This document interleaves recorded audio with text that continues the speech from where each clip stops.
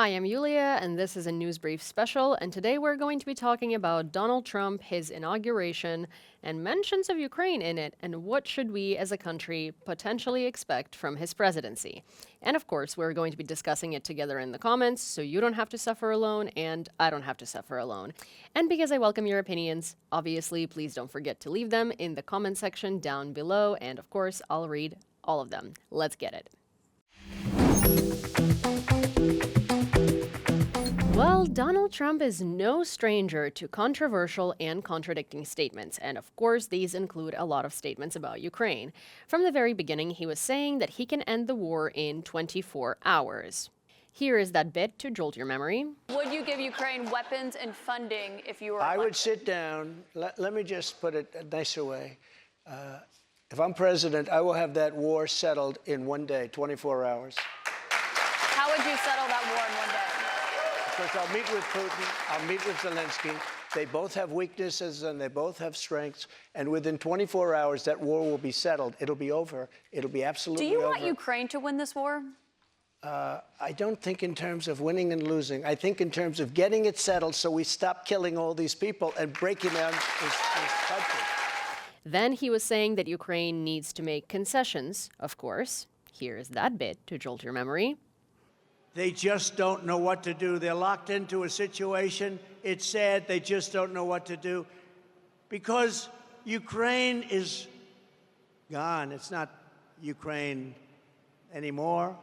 You can never replace those cities and towns, and you can never replace the dead people, so many dead people.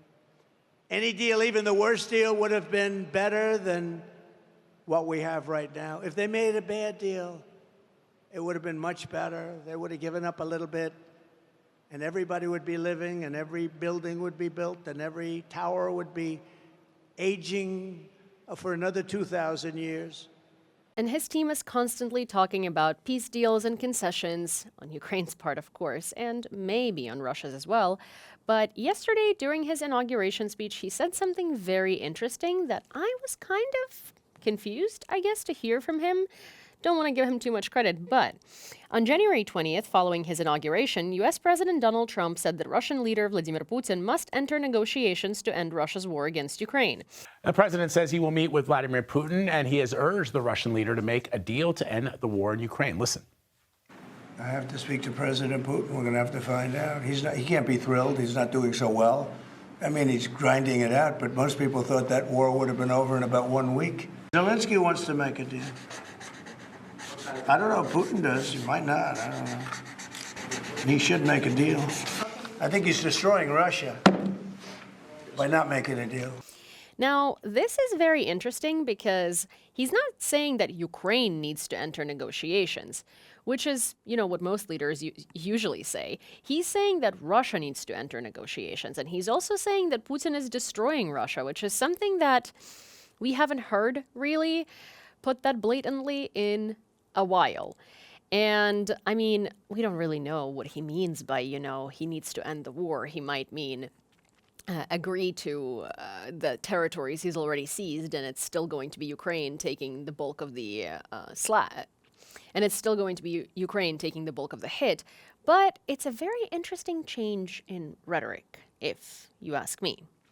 But then again, Trump wants to meet Putin, which, yeah, sure, let's just go meet with the individual who is being searched for by the International Criminal Court and who has so many warrants for his arrest and who needs to be prosecuted in The Hague, just like Hitler did. Right, let's do that. And then, of course, what puts Ukraine's future in the biggest uncertainty is the relationship between the US, Ukraine, Russia, the EU, and China, which I don't want to dwell too much on right now, but we're going to address it in a little bit. So let's talk about how Trump's rhetoric has changed throughout his running and during and post his inauguration, which has just been 1 day, but so many things have already happened.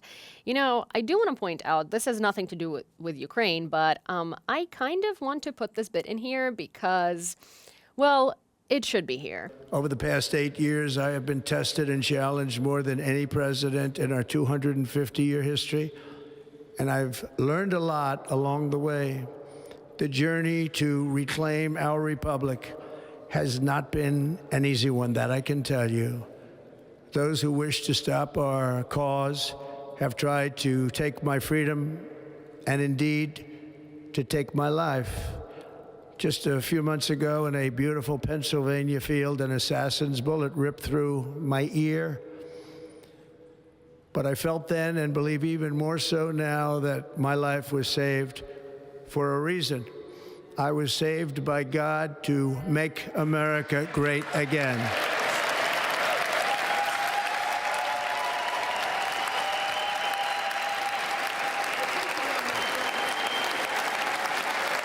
Thank you.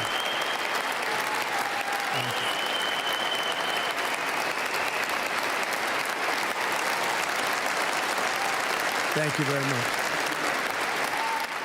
So, God saved me to make America great again is a very, very dangerous statement because it kind of deifies Trump and makes him the chosen person, which is never, ever, ever a good sign. But I mean, here we're talking about what we should expect from him in terms of Ukraine. But because, you know, I, as someone who's lived in America for such a long time, care about the country so much, I have to give you my 2 cents on how disturbing this is, especially from someone who is Ukrainian. Now, the internet has erupted in this video going viral of Elon Musk. You know, there are elections that come and go. Some elections are, you know, important, some are not. But this one, this one really mattered. And I just want to say thank you for making it happen. Thank you.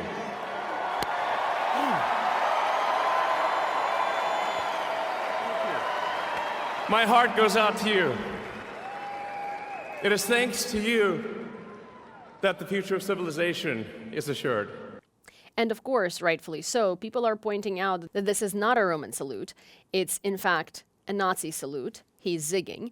And a lot of people are saying that he's autistic and he didn't know what that meant.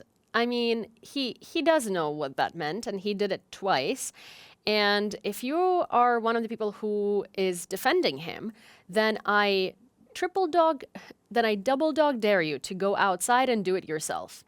I dare you to record a video of you doing that and then try to justify what that means or try to give it a different meaning. Why don't you go greet your boss like that?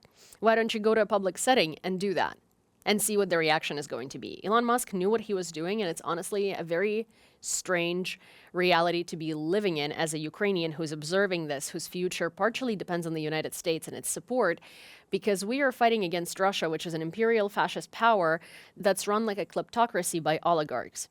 If you look at the surrounding of Donald Trump and who was in the box seats at his inauguration, they are all billionaires and oligarchs. And these billionaires and oligarchs have already been making adjustments to appease him, like social media owners and newspaper owners like Jeff Bezos, because they know that they have to, pardon my French, suck up to him. Otherwise, they're going to get in trouble. And that is not a democracy. That is not a democracy when you enforce punishment based on personal preference. And you guys, to be fair, it's frightening and it's terrifying, not just because of what he says and how he says it, because we can never really know with him. He says a lot of contradicting things and ends up doing a complete opposite to what he says, or sometimes something that he didn't even ever say. Or you just can't tell. You know, he says so many things. But because watching this in Ukraine and seeing all of these bright red flags, especially a billionaire oligarch being put on stage to give a speech at the presidential inauguration and be given a position in office that he did not run for and wasn't elected for, and, you know, him being given so much power is truly disturbing. We've gone through this and we know exactly what this leads to. So I really hope that America doesn't follow the path of Russia and does not become an oligarchy kleptocracy, because, well, I mean, it kind of already did, solely based on what we have seen at the inauguration. Because make America great again 2025? I don't know. Make America into Russia 2025 seems a lot more likely. Which, interestingly, Russia does not seem to be an American ally in Donald Trump's head. It's an adversary. But you know why it seems to be an adversary for him? Because it's a competitor. So here is Donald Trump saying that he wants to end the war in Ukraine fast and effectively.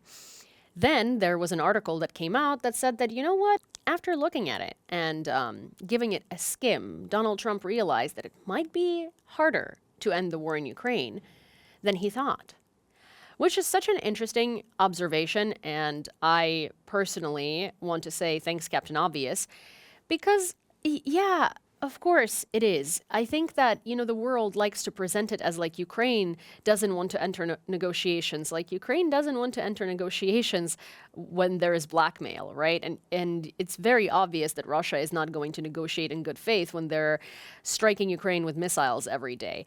But it's Russia who doesn't want to enter negotiations. Russia wants to give ultimatums, and Russia wants appeasement. And ultimatums and appeasement are not negotiations. So it's kind of nice to see that people are recognizing that it's Russia that's the problem, not Ukraine.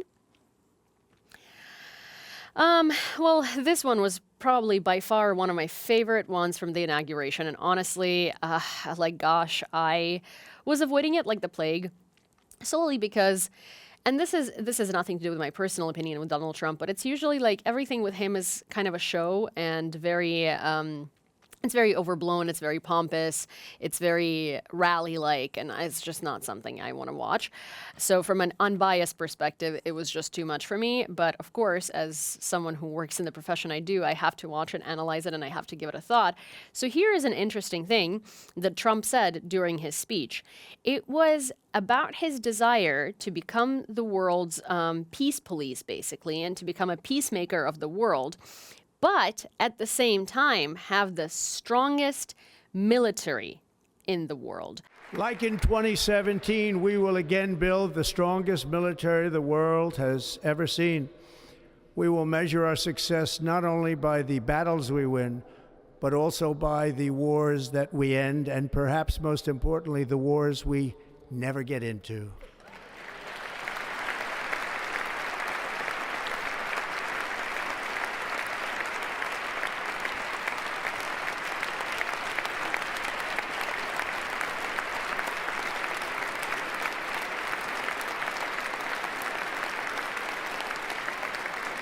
My proudest legacy will be that of a peacemaker and unifier. That's what I want to be, a peacemaker and a unifier.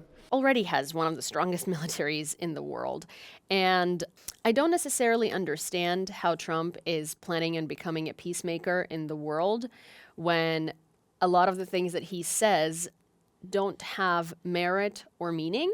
And what I mean by that is that they are contradicting to each other. He doesn't necessarily research these issues very well.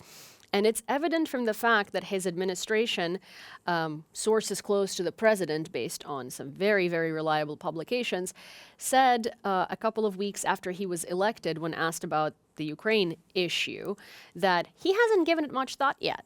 So when he was saying these things about Ukraine and how he would deal with the war and how he would end it in 24 hours, he hasn't given it much thought or research yet. So basically, he was talking out of his ass in layman's terms.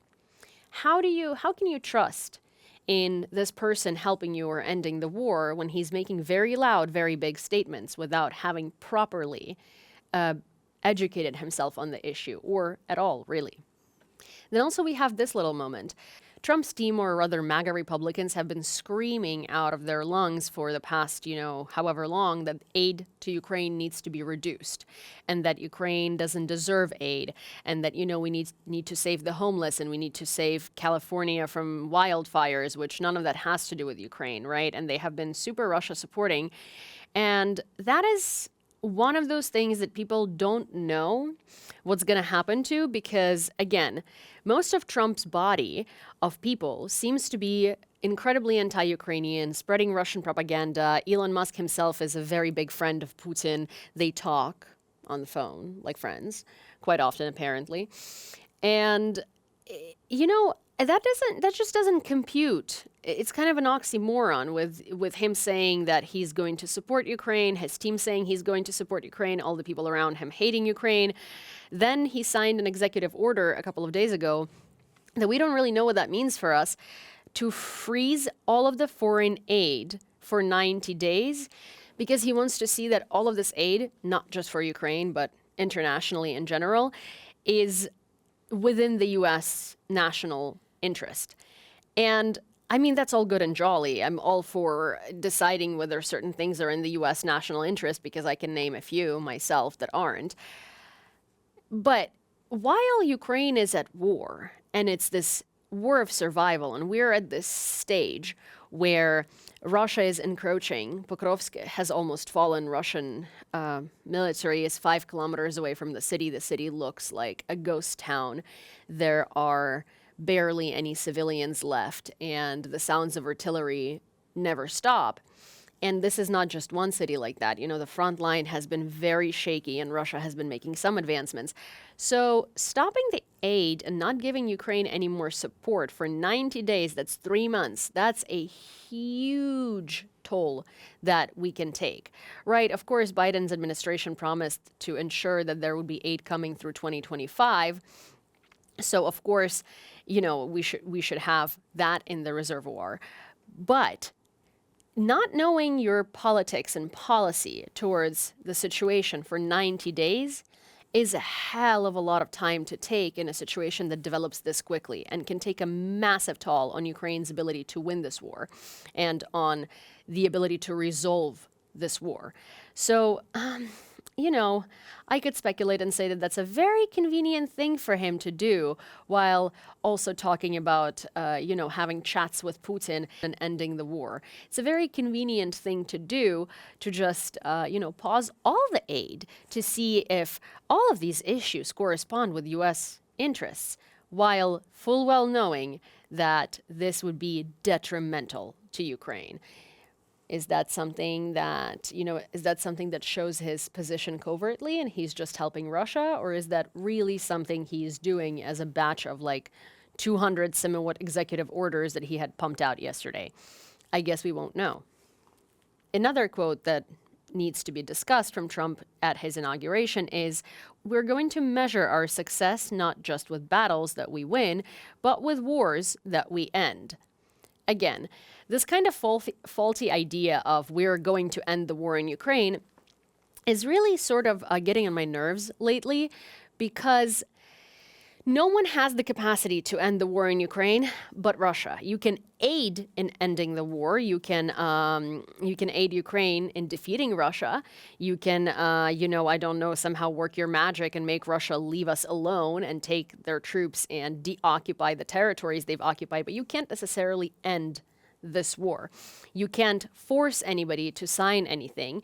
And you can decide to do things like end aid to Ukraine and basically, like, you know, hope that we're going to run out of ammunition and equipment and we're going to be defeated at some point if Europe doesn't step in or if nothing changes, right? But you can't necessarily, you're not the president of the countries that you're talking about to have this confidence that you can end something or you can be the deciding factor in something. That's not necessarily how it works. But you can't have this confidence that you are going to end something or be the deciding factor in something, because that's not quite how that works. That's not quite how geopolitics works. I think a lot of people, both in Ukraine and worldwide and in Europe, are very scared of what Trump's idea of just peace is and whether it's beneficial to Russia. And he seems to want a quick peace because he wants to have a check mark that he did it. He wants to have this accomplishment. He wants to have this merit. And that means that nuance is going to be lost in the context, and nuance is going to be lost in favor of quickly ending things, which of course means that Russia is going to be the one with a lot more favorable position. I actually have a friend who was talking to someone who works for an institution similar to the ISW, Institute for the Study of War, and he's an analyst who has been going to The Hague, who has been researching the subject quite a bit, but he's American, which means, you know, his opinion is basically, his opinion of the world events is very biased towards America and America's role in it. And he was saying that he thinks, you know, the Trump administration is going to force a demilitarized zone. It's just a question of who's going to enforce it. So here is the issue here. Everyone in the world and their mother, as it seems, is really thinking that the resolution to this war is going to depend on Trump and what Trump wants and what Trump's team wants. And, if it was a couple of years ago, I would agree with you that a lot of this depends on what the US president wants, because normally NATO is homogenous and their ideas and interests are allied or aligned. In this particular state of world affairs, EU interests and the US interests, I mean, if Trump just wants to end the war quickly on Russia's terms, they don't align, which creates a conflict between America and the rest of NATO and the EU. Because Europe, with an exception of a couple of very Russia-friendly countries, doesn't align with the idea of letting Putin off with a slap on the wrist. They're scared because simply based on proximity, obviously the US is not going to, nothing's going to physically happen to the US.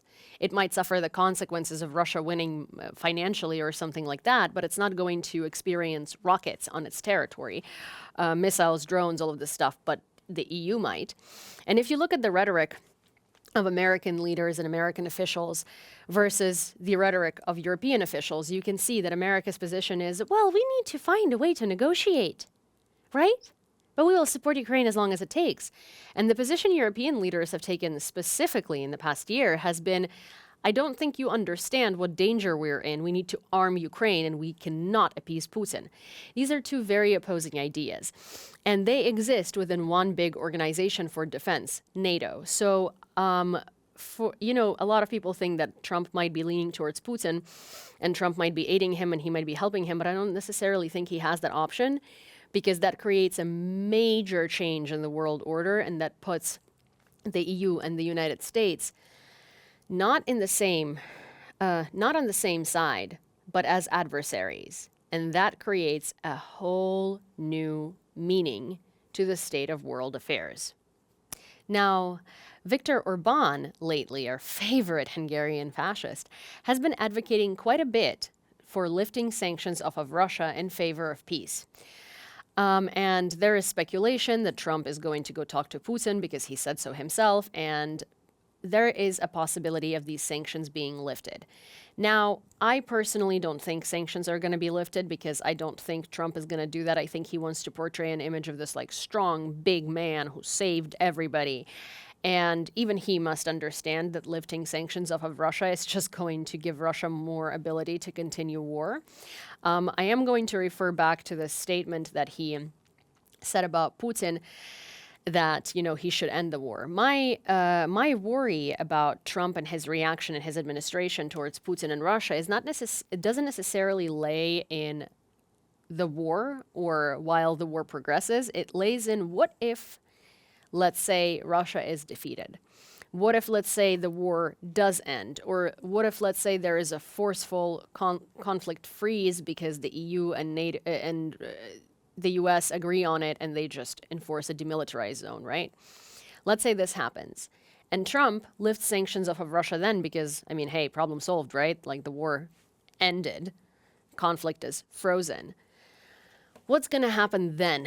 Because I fear that that's something that he could do, is way too quickly lift all the restrictions off of Russia once there is some sort of a resolution to Russia's aggression to Ukraine, and that will only speed up the inevitable rise back of Russia and the inevitable re-invasion, because, of course, that's what Russia ultimately wants to do. And Russia is not going to go away as a problem for the world until Russia is defeated, not frozen. There is a lot of risks in Trump taking this position and forcing the world, or pushing for the world to stand behind him or rally behind him and freezing the conflict. And that's a major risk for both Ukraine and the EU. And again, as I mentioned priorly, that's a conflict of interest because the EU understands that, at least so far. And obviously, if they were to agree with freezing of the conflict in the DMZ, then they really don't understand it. But the point is that the risks that this poses is Russia really taking a breather and then re-attacking again. But also, don't be fooled. If Russia agrees to a peace thing, I'm not going to call it a deal because there is no deal, a peace thing, and there is a DMZ, then here are two issues with that. One, the bombardment of Ukrainian cities is not going to stop because they're just going to freeze the fighting at the front, right? And thing two is when you think of peacekeeping troops, you need to understand that they're there as a decoration to deter a potential invasion. But if Russia were to break into Ukraine again, they're not going to stand up and fight. They're there to deter Russia from wanting to invade. But that's not going to deter Russia. We see Russia killing foreign journalists all the time. Russia actually hunts them with drones when their cell phones ping off towers when they go close to the front line because they know it's a foreign cell phone. And their military personnel gets bonuses for targeting and hitting foreigners specifically. So it's one of those things where freezing the conflict with Russia will never, ever, ever result in anything beneficial for anyone, which is why all of these contradicting, controversial, zigzaggy statements from Trump as to what his opinion on Ukraine is and on the war in Ukraine is and on Russia is, and his team's flip-floppy attitude as to whether they're going to support Ukraine or not support Ukraine, you know, his aides and his nominees that he's chosen, half of which are seemingly pro-Ukrainian and half of them are so lost in the sauce of Russian propaganda that I don't even know where to begin, is very, very confusing and shows that they don't understand the severity of the issue that Russia poses not just to Ukraine, not just to the EU, but to the world. And it does seem like a very likely yet very scary for the rest of the world scenario is that Trump admires Russia, but as something he wants America to become, because he wants to be a Putin-like figure, well, pre-2022, when people feared and respected him, right? That doesn't necessarily mean they're going to be buddies, because two people like that usually become adversaries.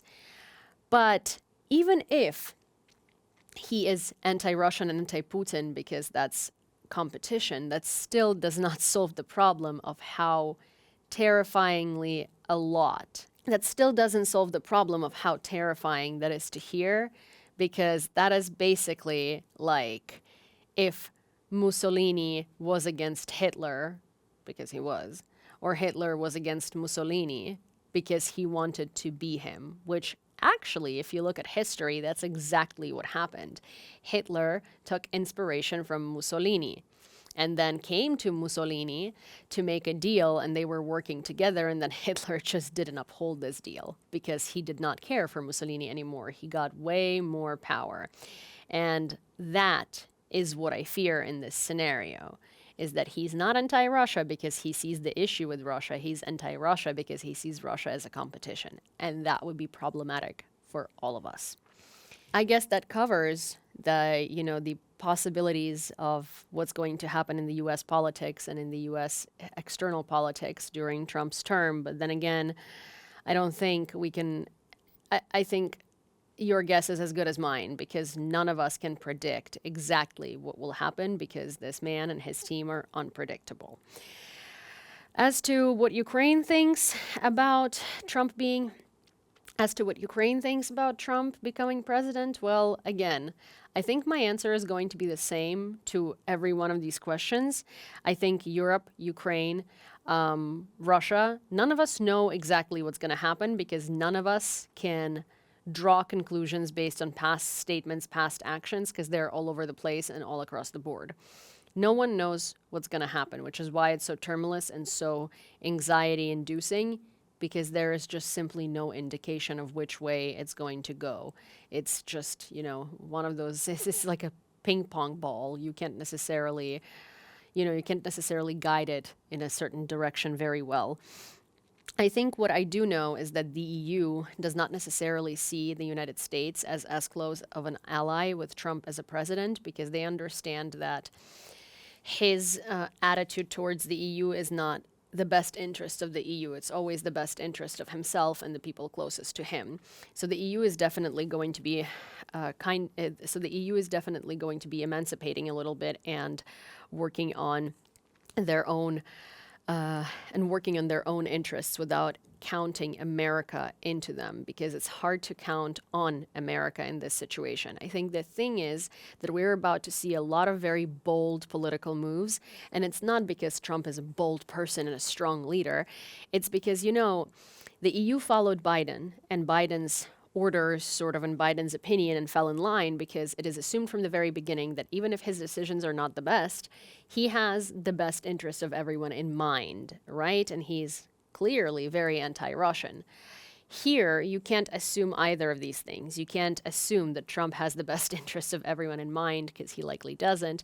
And you can't assume that he's anti-Russian. So you can't just take his ideas and what he wants and what he suggests at face value and just go with the flow, even though you're in an alliance, because you don't know what his motivations are. And I think we're about to see a lot of change in world dynamics. I think the next 3 months are going to be incredibly packed with a lot of things happening. And there is going to be a lot of reactionary stuff to his policies. There is going to be a lot of stuff that he does that seems crazy and just whack-a-mole. And we are going to be seeing a lot of very rapid fire developments. And that doesn't necessarily mean at the front in Ukraine or in Ukraine itself, but affecting Ukraine and affecting the rest of the world. So the conclusion I want to make, even though this was supposed to be about just Ukraine and what we can expect in Ukraine from Trump and his presidency, I think that we as a world are about to have a very eventful next 3 months. I mean, next 4 years, but the first 3 months are usually when a lot of stuff happens. And I think that we are entering this era of complete uncertainty where our faiths are being decided not in advance and not with thorough thinking, but sort of as a reaction to a lot of different policies that Trump makes and that just come out of his head because he woke up like that today.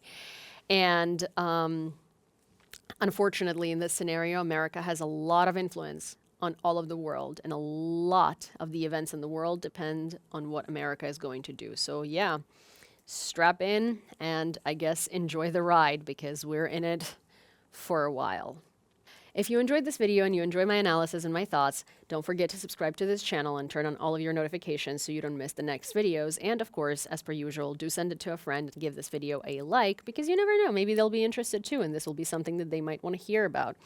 And of course, as per usual, leave me your questions, thoughts, and suggestions in the comments below, especially now that we've changed the format of this segment, and I'm very curious to hear what you think about it and maybe what topics you're interested in and what you want me to cover next. And I'll see you next time.